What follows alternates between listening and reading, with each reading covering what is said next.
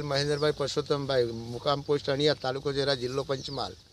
હું દર વખતે દરેક કંપનીના બિયારણ લાવી અને બાજરીનું ઉત્પાદન કરતો હતો, પણ આ વર્ષે ધનલક્ષ્મીનું પેકેટ લીધું અને પછી કરી છે તો એનું ડુંડું ભરાવદાર દાણો અને સારો દાણો મોટો અને એકદમ દૂધ જેવી બાજરી દેખાય છે અને સારું છે એમ બિયારણ. એમ પહેલા તમે જે વખતે વાવી હતી તે વખતે તમને કેવું લાગ્યું હતું આ બાજરી પર? બાજરી ગમતી જ નથી, કાઢી નાખવાનો વિચાર કર્યો હતો, સુઢિયું લાઈન નાખવાનો વિચાર કર્યો હતો. બરાબર છે. પણ પછી મેં કહું જે જેવી ભગવાનની ઈચ્છા એમ કઈ રહેવા દીધી, અત્યારે ખુશ છે, બધા જોવા આવે છે. એવું છે ને? હા. એમ તમે મતલબ કે આગળ બીજી બધી વેરાયટીઓ વાવતા હતા એના કરતા મતલબ કે તમને અનુભવ છે જ? પાકો અનુભવ તો ઘણો જ છે, પણ આ બિયારણથી વધારે ખુશ છું હું.